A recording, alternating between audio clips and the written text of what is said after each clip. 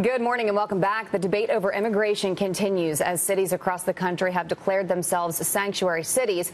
An article in the New Republic says far from being a common sense approach to immigration enforcement, the 287G program may actually make communities less safe by shifting the focus away from run-of-the-mill crimes. Yeah, joining us now to talk about this is Fox News contributor and former Hispanic advisor for President Trump, Steve Cortes. Steve, good to have you here this morning. Good morning. Thanks for having me. So this is the big Democratic argument that if you start enforcing these kinds of laws, if you go in there with ICE, you're going to scare off all the good illegal immigrants that are reporting crimes.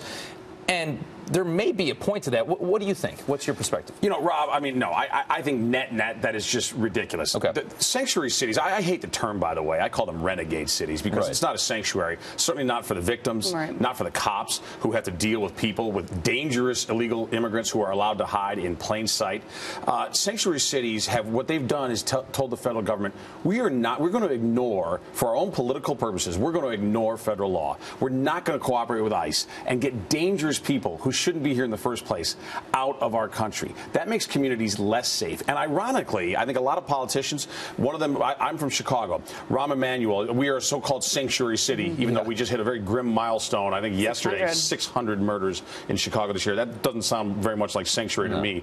But our mayor, Rahm Emanuel, rather than deal with the carnage in our streets, he wants to pander, and he thinks he's getting Latino votes by declaring us a sanctuary city. The irony here, I think, Rob, is that the victims of these dangerous people are very often Hispanics themselves, because those are the communities generally in which they reside.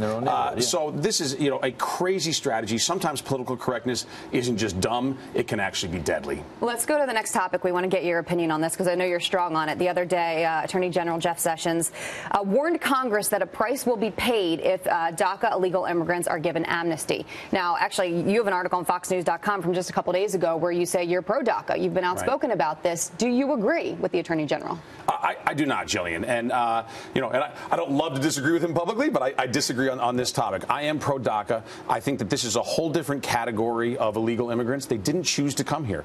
Adult illegal immigrants willfully break our immigration laws. And to me, that comprises a very separate category from people who are brought here as children. So I have great empathy for them, as does the president, by the way. Forget what I think.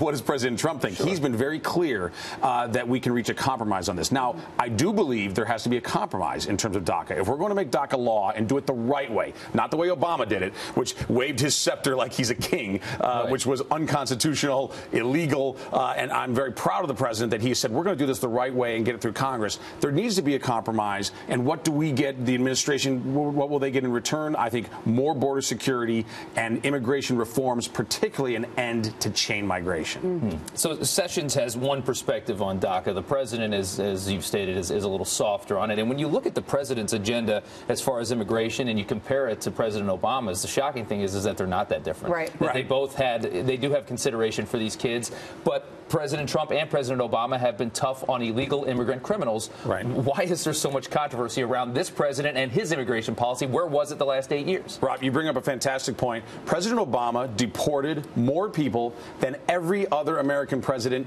ever. He was the deporter in chief. And nobody said a word. Right. And by the way, I'm not necessarily faulting him for that because probably most of those people deserve to be deported. A lot of them were dangerous. But it's amazing to me, particularly in mainstream media, the cognitive dissonance here, that there was no criticism or almost no criticism of President Obama over that issue. Yet Trump is somehow labeled as anti-Hispanic, as prejudiced, as anti-Mexican. Nothing could be further from the truth.